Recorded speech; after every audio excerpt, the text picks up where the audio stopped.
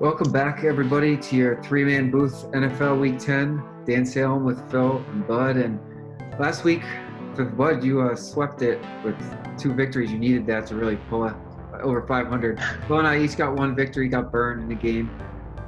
That's what happens, but at least we each got a win. All right, well, I'm going to keep the winning mantra going, and I'm going to take the Giants plus 3.5 at Philly. They just played the Eagles 3 weeks ago. I think more people actually got hurt between then and now. I think Miles Sanders may or may not come back, but in all purposes, the Giants should have won that game against the Eagles in the first place. So it's the rubber match, divisional opponent. I'll take the 3.5 mostly because I like the hook. That's pretty much why I'm taking that game. You got the win last week. What's that? You got the win last week with the. I got the outright win last week. Yep. Look at that. And then listen, we've said that the Jacksonville Jaguars are the only team that can unseed the Jets as the number 1 overall pick. And this week they're playing the Packers.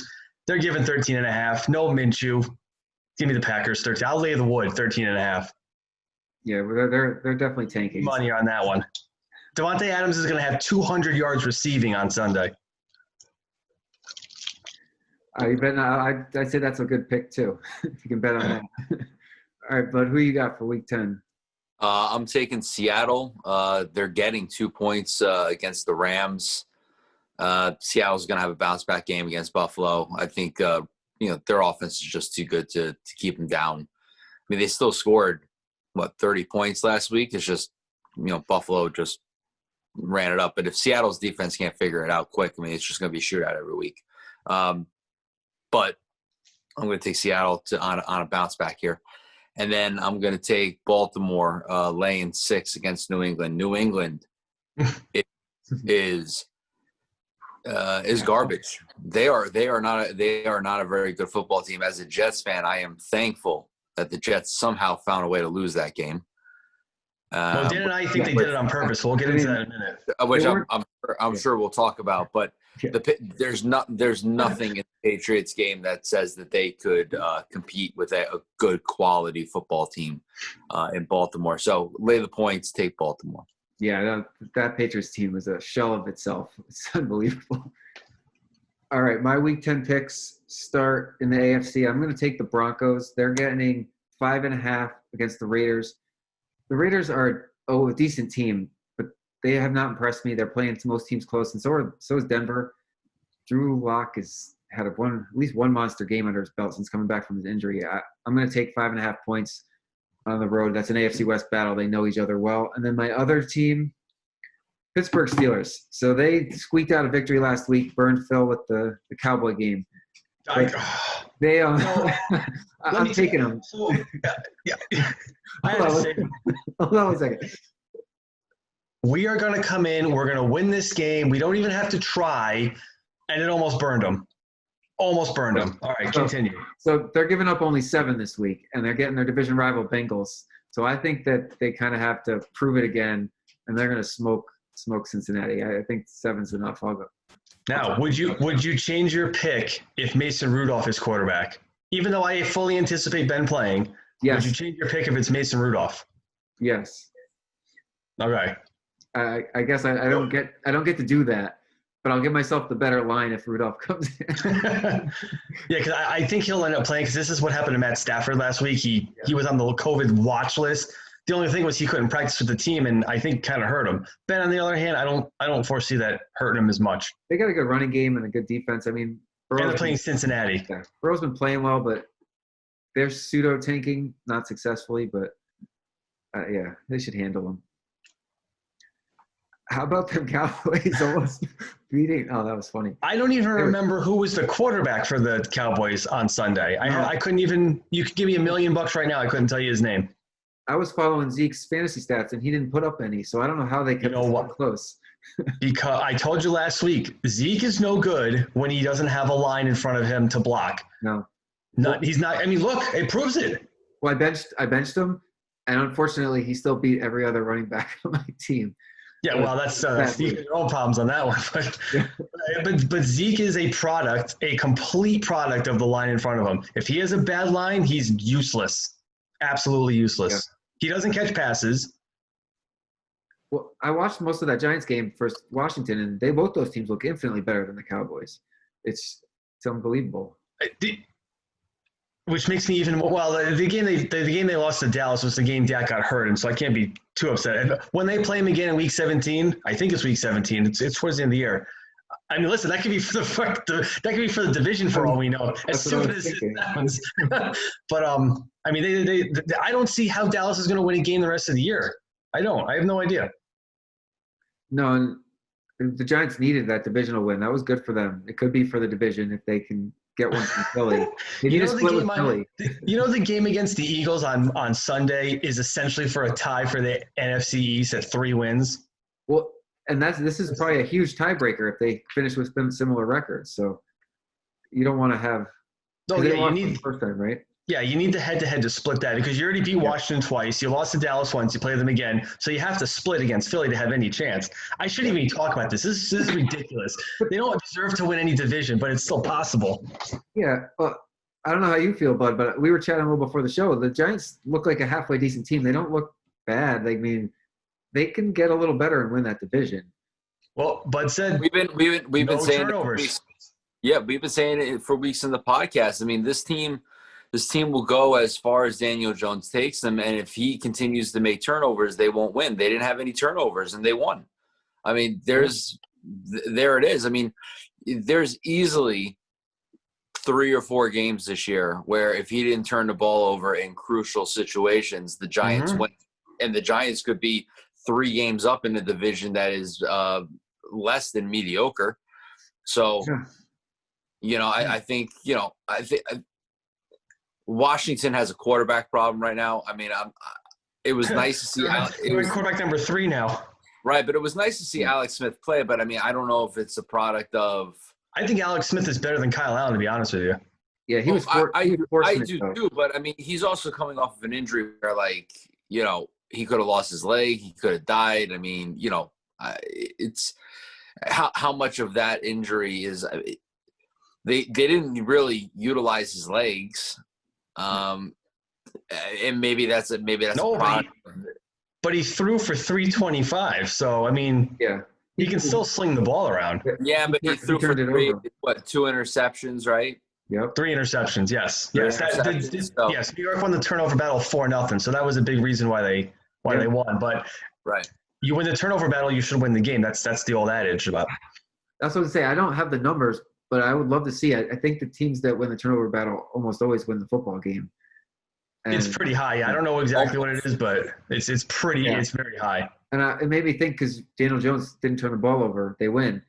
Last week they wanted to throw Daniel Jones out of the facility. This week you don't hear anything about it. That's probably what's made Tom Brady's career is not turning the ball over, and it's definitely why they lost last week by such a large margin. Although picks he threw, so he looked terrible. He looked terrible on Sunday. Terrible. Those got an Antonio Brown conspiracy. Well, I don't know if it's a conspiracy, but I mean, the first drive or two, I mean, there was a couple of balls there were a lot of balls that went Antonio Brown's way, right? And then one of those interceptions, they showed Antonio Brown running a stop and go route, which he thought was stop and go, but Brady thought he was going to keep going down the field. So there's no communication there. And apparently Evans and Godwin were a little PO'd about the lack of targets they were getting compared to what Antonio Brown was getting. Well, and you wanted a conspiracy, but I think Brady vouched for him, so he wanted to prove that, because the same thing happened in New England. The first game he got there, they threw him a touchdown, everything looked great, and then we all know the story after that. So I feel like Brady's trying to prove that because he was part of the posse to bring him in. That was all Tom Brady. And that Antonio Brown has an ego. I mean, he says he's humbled now, so. He's full of it. Yeah. He's like a former number 1, and then you got 2 other number 1s on the team already. It's just tough. You can't balance it, huh? And I mean, you got to try, but there's too many mouths to feed in that offense. I mean, they have too many good players, which is, I guess, is a good thing, a good problem to have. But Evans's targets are going to go down. Godwin's targets are going to go down. Gronk's target. I mean, Gronk was a non-factor. Yeah. Did he catch that touchdown? That was last week. I don't remember. But anyway, everyone's targets are going to go down. Oh, no one scored a touchdown. So everyone's targets are going to go down in Tampa Bay. Everyone has to accept it. Yeah, one we were saying first half of the season that they were winning because they were running the ball well. So it's interesting now that they got these 4 receiving targets, but their strength should be running the football, especially with an old quarterback. So we'll see if they go back to it next week, and because they were a really good team, obviously, up until the last 2 weeks. See, the problem with that game was I needed Drew Brees to throw 2 more touchdowns, but the fact that they were non-competitive on the other side, they took him out of the game, so I was dead in the water here. Like, it was great that he threw 4 touchdowns and ran for – but I needed more, but the other side wasn't helping me. Yeah. I feel, my team's been letting me down all year. Not mine. Good to hear. Are you going to make the playoffs? Me? Yeah. If I don't win the whole thing, it'll be a major disappointment. Wow, this is a big shift from last season. Yes, this is my year, Dan. I mean, you can ask Phil. How sweet would it be for Phil to have to hand you the trophy? It'd be everything I've always wanted, Dan. I have to hand him the trophy anyway because I have to get his name engraved on it if it wins. But okay. That'll be nice. So he's got McCaffrey, sitting on his bench all year. He comes back last week, kicks my ass, and now goes back on the injured list. Yeah, what a jerk. He pulled his weight. What a jerk. I mean, it's not my fault he got 32 points and for one week. Between Aaron Rodgers, DK Metcalf, and McCaffrey, I basically would have beaten you on just those 3 players. Every other player didn't even show up. I didn't need them. The amount of targets that McCaffrey gets, and there was one of his touchdowns. I think it was the game-winning or a game-tying touchdown. I mean, he was wide open. Why doesn't the defense not know he's going to get the ball? Robbie Anderson is a non-factor now. You didn't even think he's on the field anymore now that McCaffrey's back. He's the only one that gets targets in that offense, the only one, and yet defense is like, yeah, sure, we'll let you take the ball. So as a Jet fan, Robbie Anderson usually plays about half the season. It was always the second half for the Jets. Perhaps this year it's the first half. No, I think Robbie Anderson was a beneficiary of no McCaffrey because they force-feed the ball to McCaffrey so much they had to go to somewhere else. Now that McCaffrey's, he was back. I'll find it. But Robbie Anderson I don't even think he had a catch. And if he did, it was for no yards. Well, I'm going to find this because So let's see. Did Carolina win that game? I don't remember because they lost. Oh, they lost. They lost to Mahomes. Yeah. I was like, I want to believe that they're a good team, but they're not. They're losing. So it was a close game though. They lost 33-31. Yeah, they're kind of in that same boat as the Giants right now, where your season could go 2 directions, but you're not really winning enough yet. All right, I have to take my what? I said I have to take my foot out of my mouth. Robbie Anderson had 9 catches for 63 yards. I don't remember seeing any of them. That was the quietest.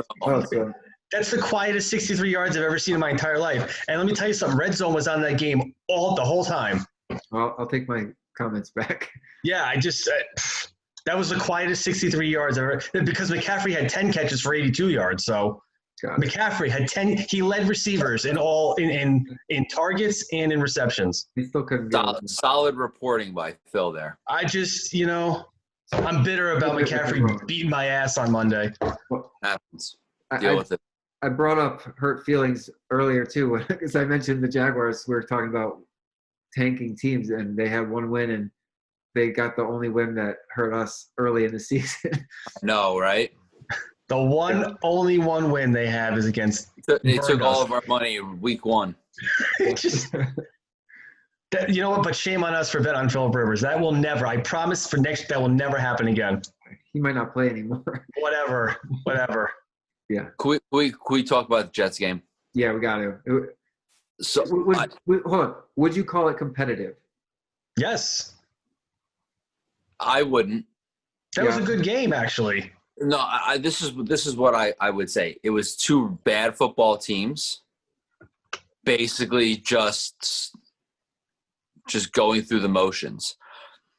It was funny because I watched it was Monday, so I was able to watch every snap of the game, and at no point did I say to myself, "Oh my God, we're gonna win this football game." It never crossed my mind. Phil was texting me, and I was like, "Dude, it's." Of course I was. Yeah. This is don't get your hopes up here. I mean, it's Joe Flacco looked okay.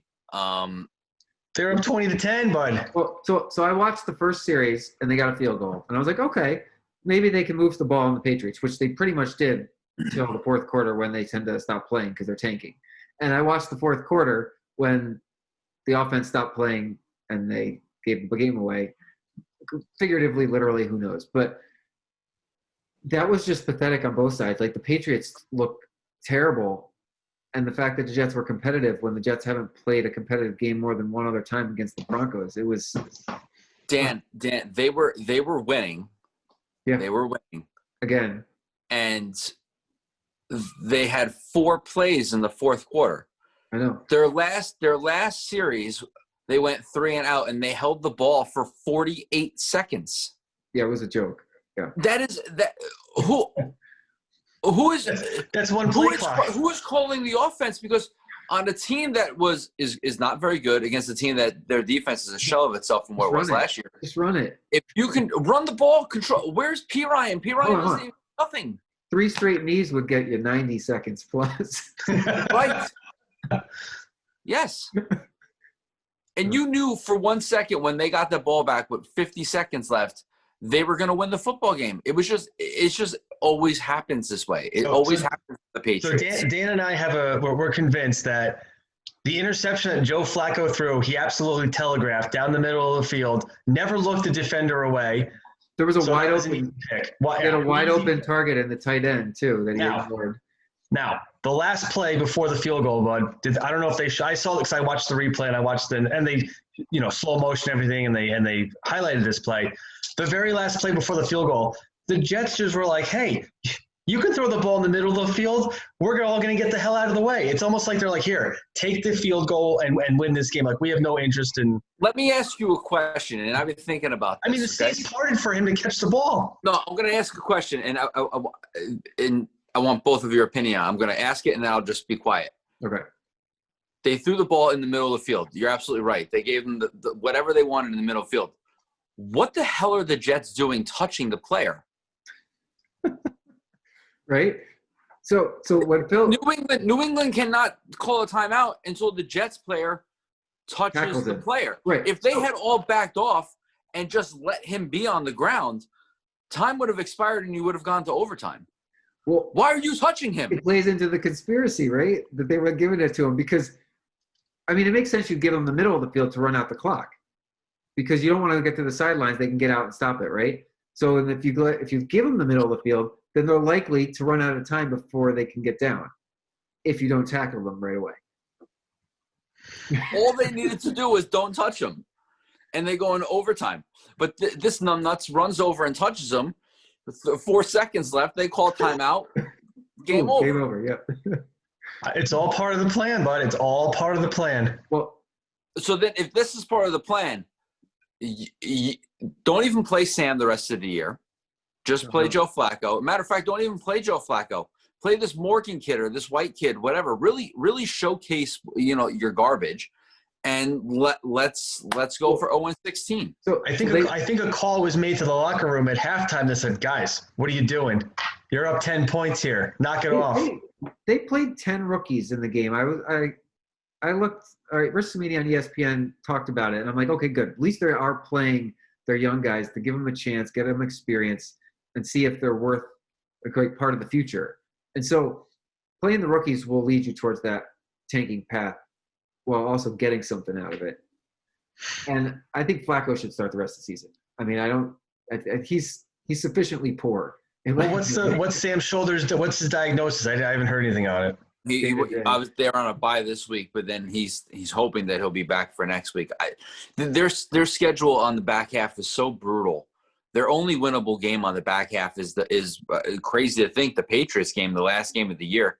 They're going to be 0-15 going into that game. The way that Tua and the Dolphins are playing with their defense right now, there's no chance that the Jets are even competitive against them. And then they got to play the Raiders. You want to play win-loss? So hold on. The one thing I'll tell you is the Jets are a trap game for everybody left on their schedule that's halfway decent. So I always look at it, which team's going to underestimate them? you're probably right. It's not Miami. They're a little too good defensively, and they hate Adam Gase. But No, I don't Raiders think anybody might. underestimate him. Phil, what's the rest of their schedule? I don't have it off the top of my All head. right. Chargers, Dolphins, Loss. Raiders, Loss. Seahawks. Loss. Maybe that's the trap game. It depends who Seahawks play the week after. Yeah. The Rams, Loss. the Browns. Maybe. That's a Chubb tough will be game. back by then. I think. Yeah, I that's don't know. true. So And then the Patriots. oh no. No, 0-16. Yeah, I mean they don't beat anybody on paper. They are definitely 0-16 on paper. If they're 0-15, if they're 0-15, you don't play any qualified starters that last week. You just don't. Well, and Bill Belichick wants to beat them way too badly. I knew he did. He just, Especially if the Jaguars are 1-15 or 1-14 at that point, then you can't win that game. You can't win it. That's like Just when the go win. Giants beat Washington last year and lost out on Chase Young in the number 2 pick. Mhm. yeah. That was stupid. That was a stupid win last year.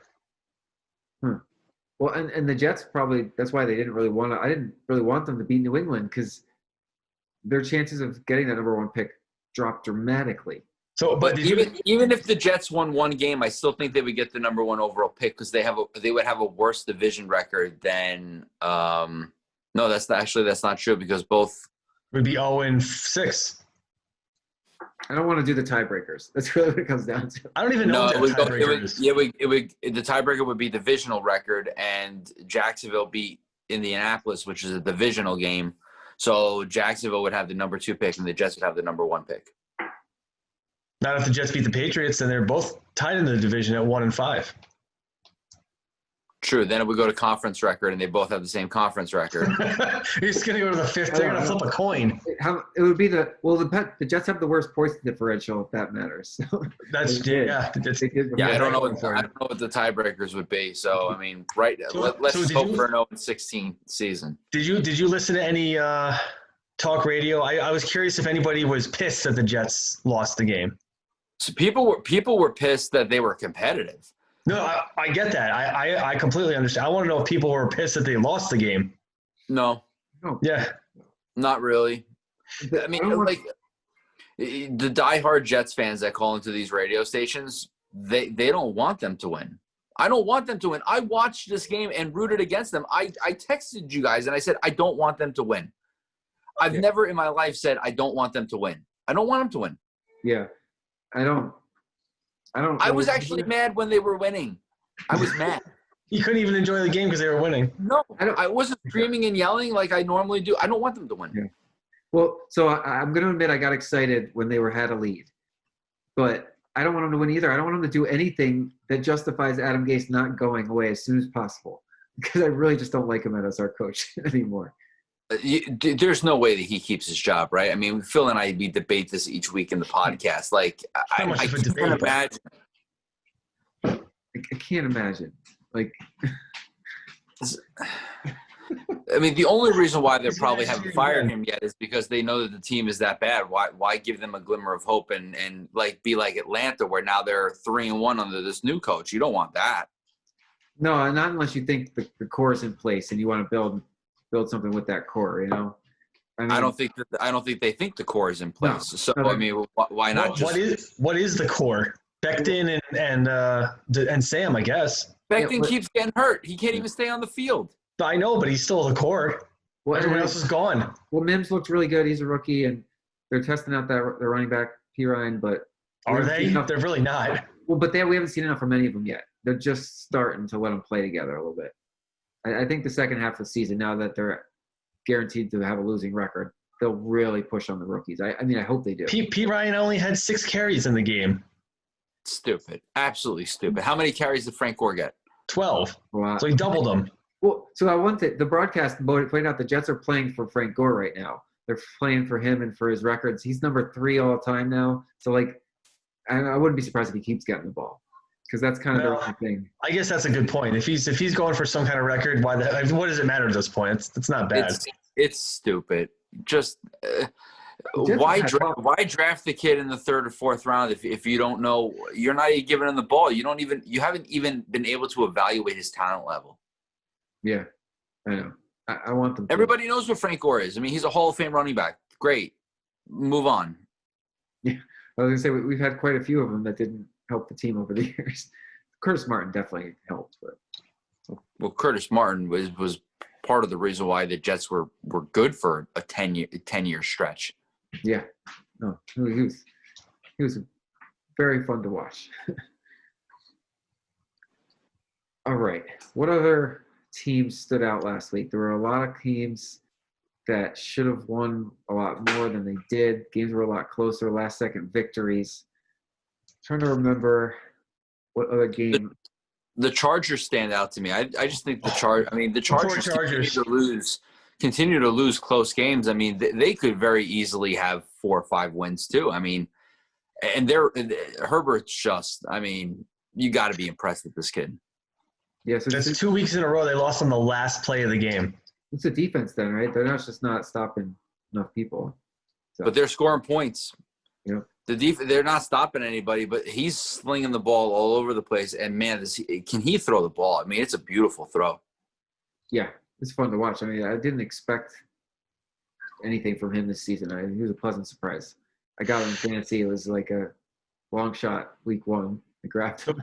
So do you think the Dolphins are playing better because of Tua or despite Tua?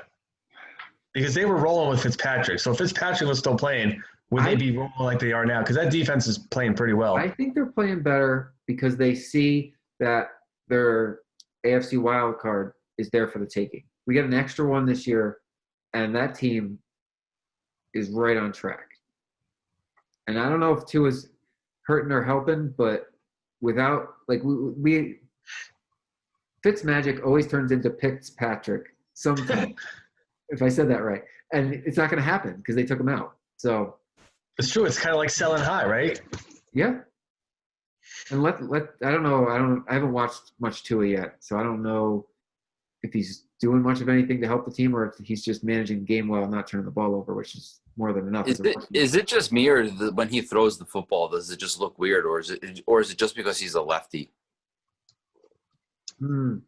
I'll get back to you. I haven't. Right. I haven't noticed. It could be just because we're so used to watching right-handed quarterbacks. Like it just a lefty is a little strange. Do you think they'll make the playoffs? I do. Yeah. Their defense is top 3 in the league right now.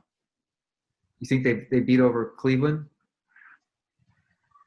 They don't want, because they don't want Cleveland to throw the ball. So yeah, they don't want Mayfield to throw the ball. I kind of think the Browns fall short. I'm not sure which team will bump them out, but you got especially with no OBJ. Not to say Beckham was. Buffalo. Yeah, sorry. Go ahead. I would say Beckham wasn't killing it, but you had to roll coverage over to him, so that's going to open up things for everybody else. Now that he's not there, that's one thing you don't have to worry about anymore. Yeah, that's for sure. It's not like Mayfield was getting the ball anyway, but and then they want to be a run-first team and see if they can keep it up. Trying to think who else. Tennessee is still strong, but they waffled a little bit. There's a lot of good football teams. There's a lot of teams with really good records. Yeah, I think. All right, so currently, if the playoffs started today, so there's 7 teams in the playoffs, right? Yeah. So it'd be Pittsburgh, Kansas City, Buffalo, Tennessee, Baltimore, Vegas, and Miami. Vegas. Okay. All right. They beat out the Colts. Vegas is 5-3 and the Colts are 5-3, right? Yes, they do. So in the NFC, it'd be New Orleans, Seattle, Green Bay, no surprise, Philly, because they're division winner. Hopefully that'll change, but Tampa and Arizona. Okay. And Los Angeles. All right, because we got three of them. Right, right. So you got 7 teams. So there you go. That's your playoff picture at the moment. I'm trying to think how close that is to our preseason predictions. I saw 3 NFC West teams. I think I left the 49ers out. I don't remember. There's no chance they get in now. The 49ers are just they're a stone falling in the water right now. Without their weapons, they're done. They're gonna get killed this week by New Orleans. They're the first to worst team. That's the Super Bowl hangover and the cavalcade of injuries. So that doesn't help them. And I know Arizona's not going to win that division, but they're like first to worst to first associated because They're a good football team, man. Yeah, I'm happy to see that. Mhm. Like 'cause they made a tough decision with the quarterback, with Murray and Rosen, and I'm happy that it paid off because I was like wondering I would have burned them for a long time. Young coach, young haven't quarterback. been eliminated yet. What's that? Who? I said, the Jets haven't officially been eliminated yet. Come on. They're really gonna win 7 straight? Come on. Great. You better hope not, They get to win this week. because then I'm Adam not Gase is losing. going to be promoted to GM and head coach. Wait, so here's the question: how long does it take Adam Gase to get an offensive coordinator job in the NFL? 0. Yeah, this is 0. He's done. Oh, so you don't think he'll get another get hired again? No, I don't think he'll get hired again. And if he does, it'll be maybe in the college level or I something. would say, like would that. he be a head coach at college? Well, Yeah, the university. XFL is coming back in 2022. Michigan job maybe from Harbaugh? University of New Haven? No? yeah. Solid Yeah, Division III program? Yeah, you're going to go from Jim Harbaugh to Adam Gase. Harbaugh has not done very much for the Wolverines. I would say far away. I know you hear in the New York area about Jim Harbaugh and Yep. the Jets job. I would say far away from that tree, because what he's going to want all the control. He's going to want all the power, and the Jets don't have a business model that sets up for that. I mean, the GM and the coach are both parallel in power that report to the owner. So, he's gonna want to undermine Joe Douglas, and Joe Douglas isn't gonna want to handle that. So, I would go a young coach, or somebody that's really offensive minded. Yeah, I'm trying to think of another college coach that's like kind of showed some real offensive promise. That would be a young guy that could come over, because I agree. Harbaugh is a boomer bust decision, and the Jets just never boom on that. They always bust.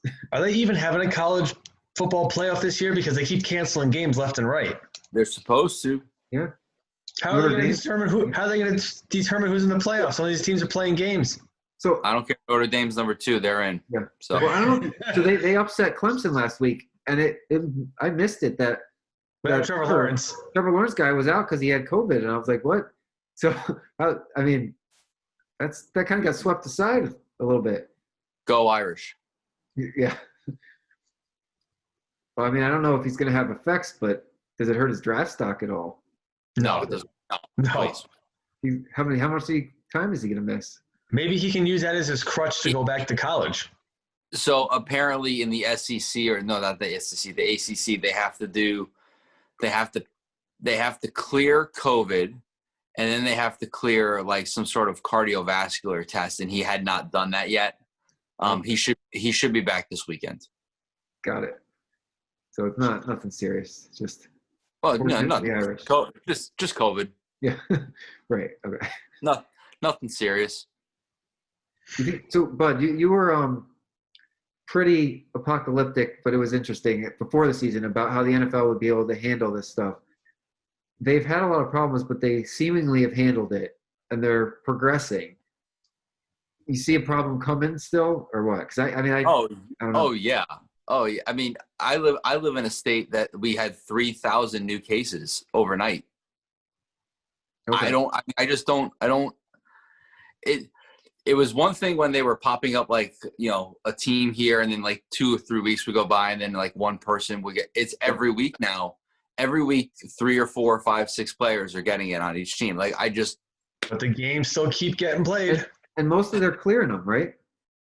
Yeah, I don't know. I don't know how a lot of it's contact tracing. It's not like Ben. Ben doesn't have it. He has it. He's on the list because he sat next to Vance McDonald on the airplane, who did test positive for it. So, okay, I think it's more people are on the list because they may have been in contact, not necessarily they have it. That's what I think it is. And I feel like they're doing their due diligence, and it's not hurting. Like they had that one time where they had to delay some games and move a few things around, but that was a 2-week span.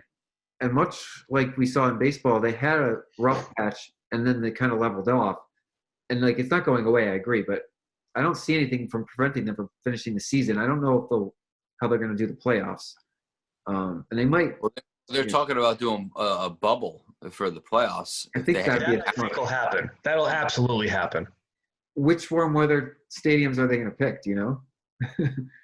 Probably blue state ones. Yeah. Okay. I'm not sure. I don't know. I'm not. I mean, probably like what baseball did. There'll probably be some in California. There'll probably be some in Texas, right? I guess we got a new stadium in Vegas, and we got a new stadium in Los Angeles. So those are two candidates. Isn't the Super Bowl in Florida? Isn't the Super Bowl in Tampa this year? I think.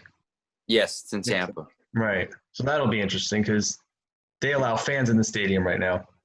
Yeah. I thought I read the Super Bowl was going to try and allow like 20,000. That number might be wrong, but I wonder, would they put the bubbles at the highest seeded teams, like the two in each of the conferences locations? So it would be like New Orleans would get a bubble, and I guess Kansas City, but could they give one to Green Bay though? Because that's so damn cold. So I think you'd have to go into either warm weather outdoor or complete domes for everybody because that's just such a disadvantage. Would they pick a team like Atlanta that's eliminated?